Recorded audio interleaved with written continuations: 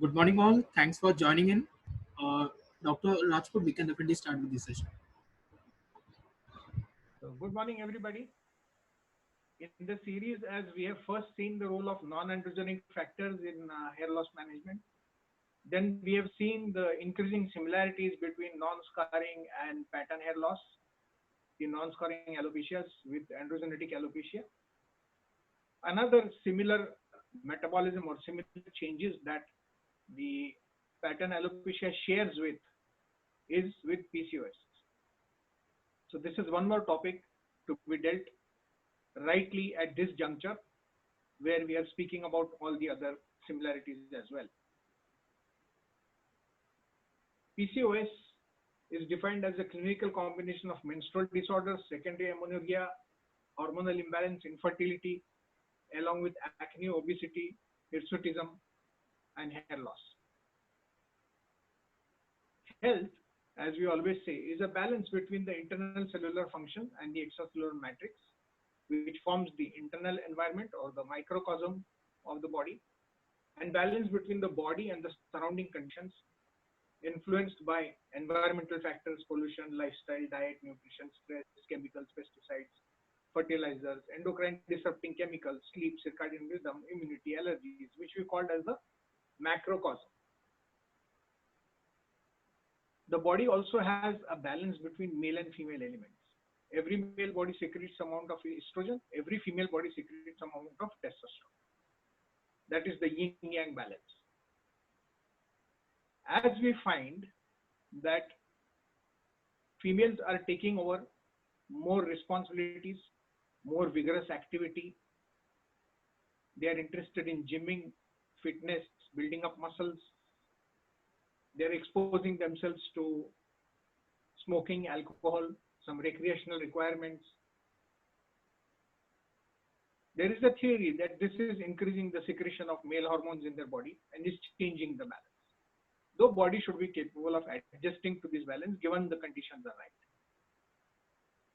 So PCOS is multifactorial, caused by altered metabolism, and you'll be surprised to find out that PCOS shares a common gene allele with male pattern hair loss. So studies by Carey in 1993-1994 published that polycystic ovaries and premature male pattern baldness are associated with one common allele of the steroid metabolism gene, CYP17. We knew this in 1993-94. Followed by the study now saying that PCOS is inherited as an autosomal dominant trait.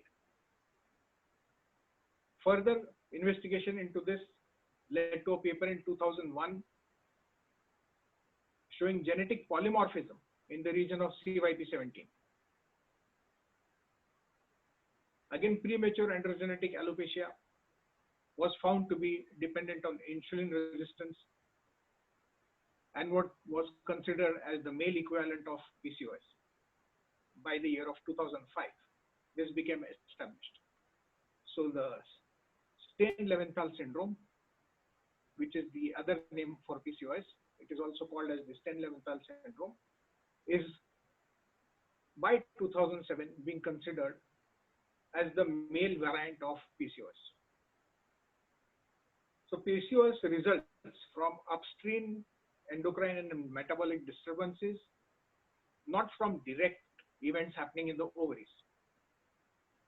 Hence, this aberration can occur in men where they can suffer from insulin resistance, obesity, diabetes, cardiovascular disease, irrespective of whether they have the ovaries or not.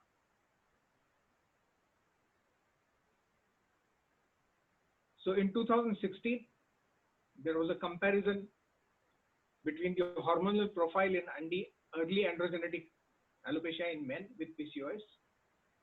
And now it is indicated that if you have early onset male pattern hair loss with excessive body hair, you should be studying the person's fasting blood sugar levels, insulin levels, glucose tolerance, free testosterone.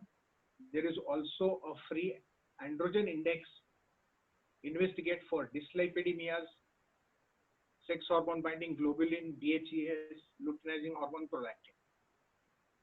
So you require a complete profile workup to understand whether this is mimicking PCOS. Ovarian and extra-ovarian mediators of PCOS are now very well understood.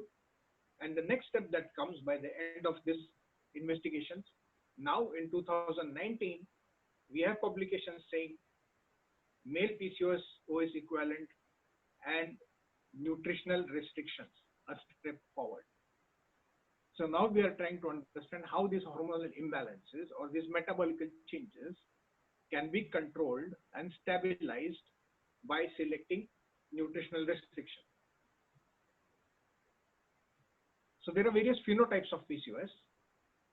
The European Society of Human Reproduction and Embryology, along with the American Society of Reproductive Medicine, have agreed on 4 different phenotypes based on the 3 traits of PCOS, which is the oligo or anovulation, hyperandrogenism, and ovarian cysts. Now, type A has all 3, that is oligo or anovulation, hyperandrogenism, as well as ovarian cysts. Type B has oligo or anovulation and hyperandrogenism without any ovarian cysts. So you can have PCOS without any ovarian cysts being detected at all. Type C is hyperandrogenism and polycystic ovary without oligo or anovulation. So if the menstrual cycles are normal, there is no disturbances, you could still be having a trait of PCOS.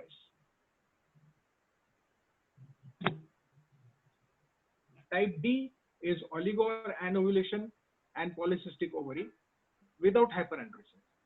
So you could have this without any hyperandrogenism as well. So phenotype A and B have got higher BMI, obesity, and hyperandrogenemia. Phenotype C has high testosterone or androgens despite no disturbance in ovulation. The phenotypes A, B, C have lower risk of metabolic syndrome as compared to type D. And there is also being studied the role of TGF-beta in polycystic ovarian syndrome. This is our old friend TGF-beta from male pattern hair loss. The DHT does not act directly, it acts through release of TGF-beta. So this role is also being studied. There's a comparison of clinical endocrine parameters among phenotypes of polycystic ovarian syndrome. And we know how these types and the different phenotypes presenting clinically stand. But there's a host of environmental and lifestyle factors that influence PCOS. So endocrine disruptors and polycystic ovarian syndrome is a very largely studied area, being published in 2011, finding elevated serum levels of bisphenol A in women with PCOS. Bisphenol A is an endocrine disrupting substance. In these chemicals, a part of this chemical molecule mimics the hormones in the body and causes hormonal influence or hormonal imbalance when they are consumed through your food and diet. Bisphenol A is being leached through plastics, plastic bottles, plastic wrapping, plastic packaging used in the food industry. Is a very common endocrine disrupting chemical or one of the first ones to be detected. Early life exposure to environmental and lifestyle factors and the insults affects all the phenotypes. Overnutrition, advanced glycated and glycosylated hemoglobin and glycogen storing or glycogen affected end products are influencing the phenotypes. There is a crosstalk detected between the metabolism and the reproductive system actions. Bisphenol A has action on the liver axis as well. It influences metabolic functions, inflammatory pathways, and leads to chronic low-grade inflammation. Mother's exposure to bisphenol A can cause PCOS effects in the offspring. It can carry on. It influences the genes to such an extent. So the BPA molecular structure reacts with estrogen receptors, leading to hyperandrogenism, hyperinsulinism, and BPA is detected in body fluids of these patients. Urine analysis of the patients have shown BPA levels. Environmental determinants of polycystic ovarian syndrome have been studied in further detail as we approach towards the year 2016. You find a lot of publications on this, and polycystic ovarian syndrome with environmental toxins, the correlation, and reprogramming of immune cells in women with PCOS. So the impact on the genes and the control of reproductive function has been studied and reported in 2019. The studies on mechanism of oxidative stress, inflammation, and insulin resistance correlation have been very, very strong. So first published in 2006, you have low-grade chronic inflammation in PCOS, hyperandrogenism sensitizing white blood cells or leukocytes, leading to hyperglycemia and promoting oxidative stress, low-grade inflammation, underpinning of the insulin resistance and ovarian dysfunction because of this inflammation, so raised circulating markers of oxidative stress, correlation between abdominal obesity, insulin resistance, and oxidative stress has been documented, and we need to address these when we are treating PCOS.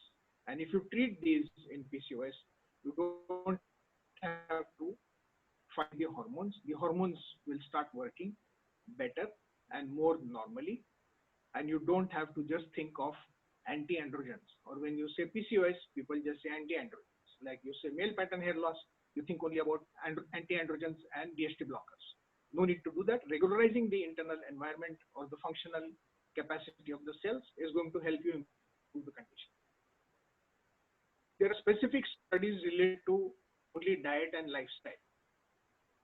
Beginning 1999, you have reports on reproductive potential by lifestyle modification in obese polycystic ovarian syndrome patients having insulin sensitivity and alteration in luteinizing hormone.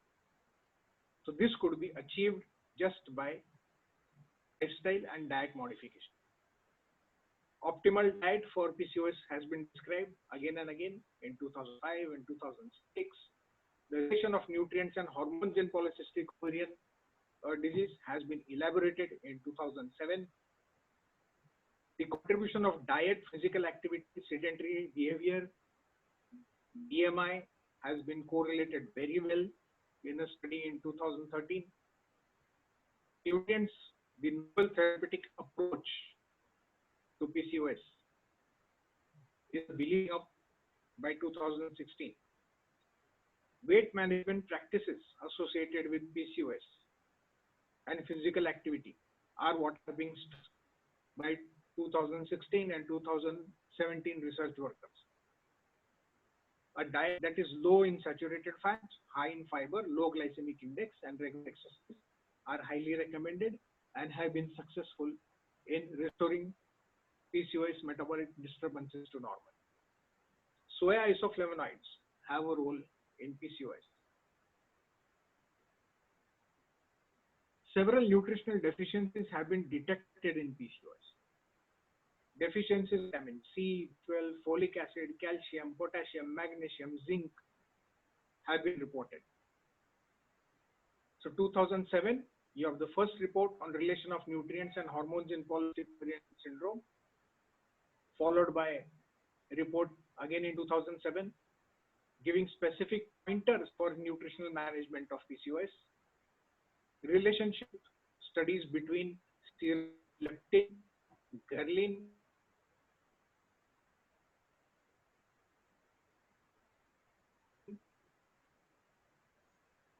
nutritional management again stressed upon, association of hypovitaminosis D associated with metabolic disturbances in PCOS, vitamin D polymorphism associated with insulin resistance, and increased symptoms in PCOS. So these nutrients and all of these nutrients in PCOS is being defined in great detail. Another nutrient or a food content that is useful is myo-inositol and D-chiroinositol. Myo-inositol and D-chiroinositol improve insulin sensitivity, glucose metabolism. These inositols are 6-carbon compounds classified in science as insulin sensitizing agents that are naturally found in foods, fruits, and beans.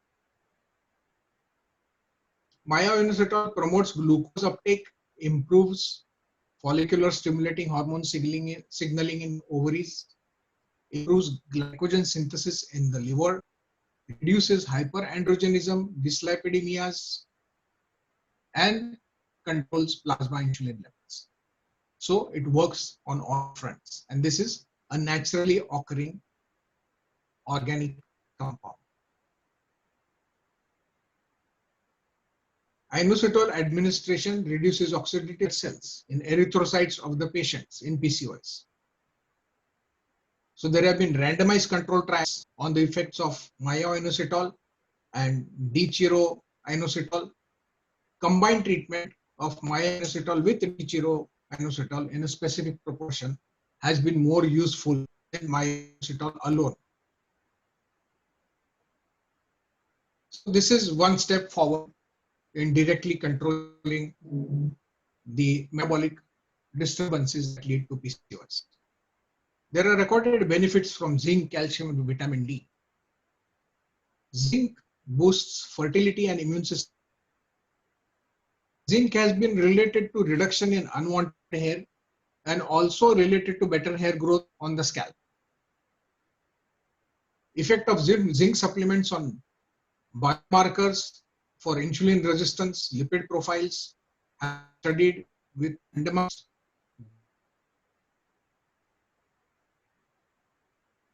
scientifically designed and very effective study where it's a randomized trial. So you don't be selective of patients. It's double blind. So the person conducting the trial nor the patient receiving the treatment knows whether what is the content of the treatment, and is placebo controlled. Means patients are, those patients don't receive the medicine. Again, studies on vitamin D levels in polycystic ovarian disease, meta-analysis of these studies was done. Such a huge number of studies are available on relation of vitamin D with PCOS, published in 2015. Calcium and vitamin D supplementation influence the biomarkers of inflammation, oxidative stress, and weight gain in PCOS. This is again a randomized double-blind placebo control trial published in 2015. So vitamin D reduces fasting glucose, reduces C-active peptide levels, controls triglyceride levels, reduces the interval between menstrual cycles, helps regulation of the ovulation, also acts against TGF-beta, and has got more than one benefits in PCOS. So deficiency of vitamin D is known to aggravate the symptoms in PCOS or associated with as a causative factor with PCOS, and supplementation with zinc, calcium, vitamin D have shown clear benefits in the management of PCOS. Other studies also link zinc, magnesium, coenzyme Q10 and omega-3. So these can reduce oxidative stress, again improve the insulin resistance, lower androgen levels, downregulate genetic expression of interleukin-1H tumor necrosis factor, reduce free testosterone, improve C-reactive protein, reduce inflammation, control hirsutism. So this have been seen with studies on zinc, magnesium, coenzyme Q10 and omega-3. Reported in 2018, coenzyme Q10 supplementation and its effect on 2018, magnesium zinc supplementation effect on biomarkers of inflammation and oxidative stress and gene expression. Omega-3 fatty acids, selenium and zinc improve glucose metabolism, control fasting glucose levels, reduce insulin levels in PCOS. So omega-3 fatty acids and vitamin E co-supplementation has effect on gene expression of lipoprotein and oxidizing low density lipoproteins. Extensively done study published in 2017. Effects of fish oil on gene expression again studied, published 2018. Cod liver oil has come forward as a source of vitamin D, vitamin A and omega-3 fatty acids, which has been seen to improve menstrual regularity and helps to get rid of fat around the waist, which increases your BMI. So is a recommended supplement. Role of selenium, folate, vitamin B9 and antioxidants has been studied again in good detail. The response to selenium supplementation in women with PCOS studied as a randomized double-blind control trial, 2015, benefit from selenium. Folate supplementation again studied as a randomized double-blind placebo control trial in 2014. Nutrients build up the immune system, counter inflammation, restore cellular function. Antioxidants improve insulin sensitivity and management PCOS. Role of oxidative stress in PCOS, published in 2010. Again, an extensive trial in 2015 and 2018. We have oxidative stress and antioxidant supplements showing benefit in management of PCOS. So this establishes the role of selenium, folate, that is vitamin B9, and antioxidants in PCOS. The latest addition to all these scientific investigations is the role of colostrum and lactoferrin. In 2016, Mobin published a study which indicated that PCOS may be an autoimmune disorder. So there is a role of altered immunity and autoimmune function in these conditions. Low level of progesterone in PCOS is suspected to cause overstimulation of the immune system. It leads to production of estrogen, which further leads to various autoantibodies in PCOS, like you have anti-nuclear antibodies, you have anti-thyroid antibodies, anti-spermatic, anti-Smith antibodies, antihistones, anti-carbonic anhydrase, anti-ovarian and anti-islet cell antibodies. So this disturbance has been studied, recorded and shown in 2016. High sensitivity of C-reactive protein in PCOS reported in 2014. Benefits from bovine immunoglobulins and immune function, allergy and infection. Use of colostrum shown in 2018. The immune boosting effect of colostrum comes from high content of magnesium, B complex vitamins, vitamin A, C, E, growth factors, IgA, IgG, IgM, and insulin-like growth factor. So this gives multiple benefits from colostrum. Composition and properties of bovine colostrum are favorable for PCOS management. Lactoferrin, a modulator of immune and inflammatory response, extremely useful in inflammation-induced pathology. These are reports published in 2005 and 2017.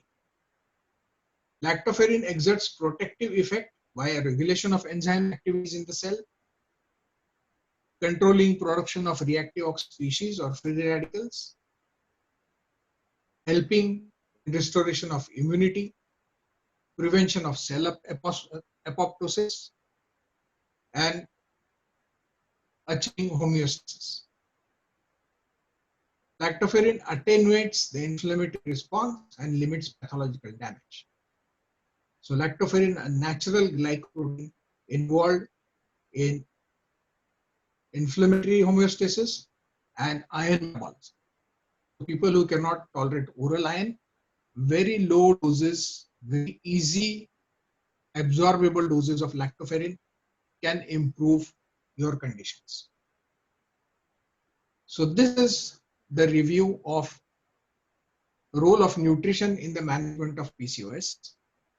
And just as we have benefits from management of male pattern hair loss, the PCOS being regarded as a female version of male pattern hair loss, or male pattern hair loss being regarded as the male version of PCOS.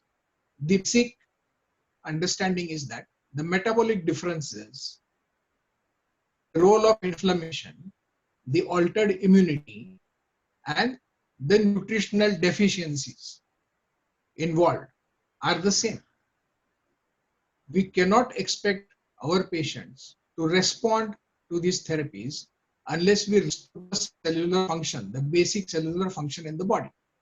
So these disorders are coming forward to us as disorders of metabolism, inflammation, and immunity. Unless you restore the metabolism, inflammation, immunity, only using antigens, how much is it going to help? And how much would we expect to gain from only using anti-androgens and creating side effects? So the basic start we have to do for managing the patient by providing adequate nutrition, building up the cellular function, building up the person's immunity, reducing the inflammation, regulating the insulin resistance, which acts like a cascade and leads to many other problems. Then if you find that you have evidence of raised androgen circulating levels in the blood, your hormonal test or your androgen levels are high, you could justify using anti-androgens. Otherwise, imagine a scenario where you are giving anti-androgens to people whose androgens are normal, and a lot of phenotypes of PCOS can present with normal androgens. A lot of our male pattern hair loss patients are presenting with normal DHT levels. And then you create side effects for the person without the person even having raised androgen levels. And there is no data saying that consistently using anti-androgen treatment in PCOS always gives you results. It does not give you consistent results because the cells on which you are using these anti-androgens themselves are out of function or weak. So the aim first should be beginning with nutritional replacement, restoring the cellular function, creating a balance in the internal cellular environment, and then seeing if you want to use any medical management or any drugs further. So we have achieved this by creating a program of synergistic low dose nutrients so that you don't have to exceed the dose, you're not having the fear of overdose. The nutrient support can be continued for a long time because these patients do require support for a longer time, and you can achieve these benefits without having any fear of side effects. And they continue as long as required by the patient. Basic lifestyle management, diet management, and nutrition is the first line treatment recommended in management of PCOS. So I would rest my webinar now at this level. We have got a few minutes to take questions. You can type the questions in your chat box. I will try to pick up as many as questions come on the screen because they're on the screen just for a few seconds. And if we miss some questions, we'll try to give you common answers in the group so that everybody benefits from the answers.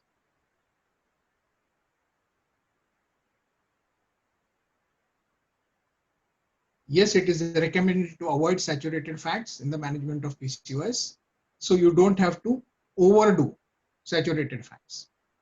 A limited dose of omega-3, which we give in our management protocol, is given only 2 times a week. So some benefit from omega-3, omega-6, which you may have taken in the right proportion, can be allowed once or twice a week. So in limited amount, if you're doing something, should be okay, but high intake of saturated fat should be avoided. So fried foods, foods that are rich in saturated fat, you can have them twice a week, not more than twice a week. We want to create a balance of everything. We don't want to shut down any nutrient. All nutrients are helpful. All nutrients have a role in the cell cycles. So we don't say 100% you stop anything. Anything within limits is good.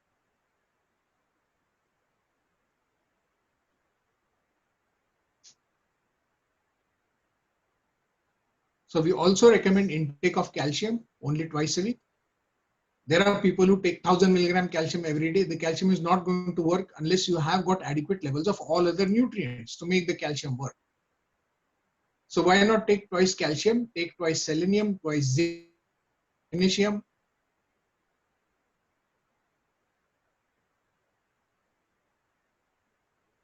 Just initially, when your follicular stimulating hormone ratio is altered, try the nutritional support and natural remedies for the initial 1.5 to 2 months. If you see no response in the patient, you could start anti-androgens. Just having initial change in FSH levels immediately doesn't call for anti-androgens. The hormone levels that we study are a range. Say like we say blood sugar should be 80 to 120. I don't think it's written in the Bible that a blood sugar should be 80 to 120. Somebody's 70 would be normal, somebody's 130 might be normal. So you have to wait till this is active. And then after 1.5 to 2 months, if you do not find any benefit, you can go to anti-androgens. There is a role of melatonin. Melatonin is a metabolic regulator. Melatonin is used for jet lag, but it's a metabolic regulator when used in smaller doses, much lesser than what people take for lack of sleep or the change in circadian rhythm. So we recommend just 3 milligrams of melatonin twice a week, just as a metabolic regulator. We don't want to have full-fledged action of any one nutrient, and we don't want to depend totally on trying to use only one single nutrient.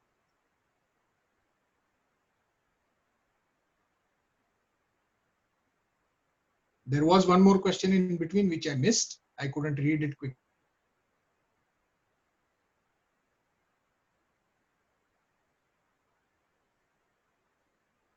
So the aim is basically to make sure your cells are charged, your cells are healthy, so that then they can respond to any treatment. If you restore the function,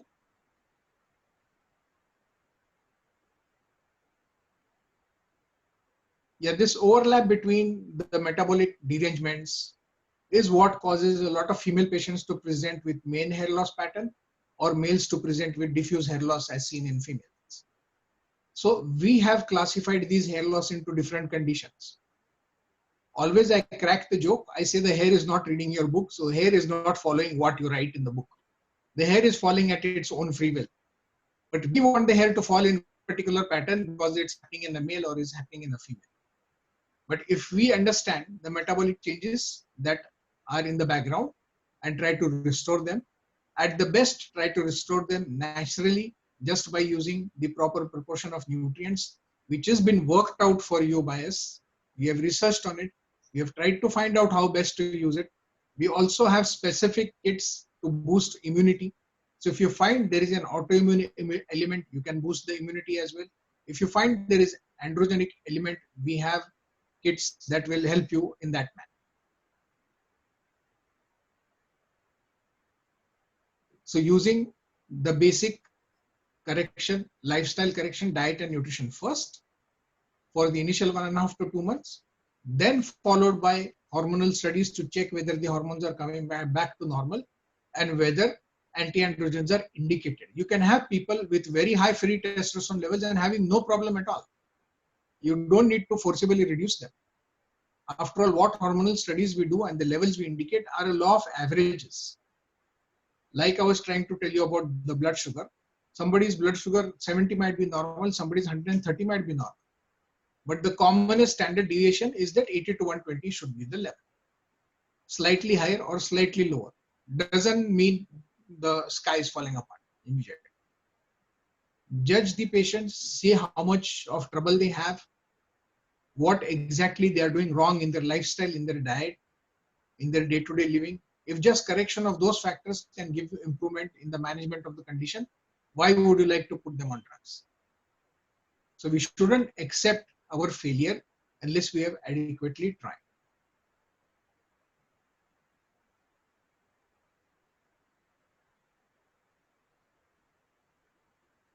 Now, some of you have suggested you want me to talk on alopecia areata or on shampoos or conditioners. I don't think I'm an expert in that. If I have a patient with alopecia areata, I consult my dermatologically. I'm basically a plastic surgeon. I will try to gather the latest updates on these topics if possible, but you will have sources than me to talk about that, brush up your knowledge or build your knowledge on these topics. I don't think I'm an expert on these topics.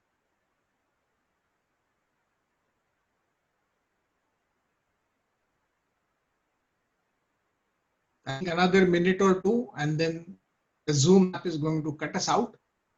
So if you find that the meeting just abruptly gets disconnected, don't mind. So the commonest conditions we see are the male pattern hair loss, female pattern hair loss, and we are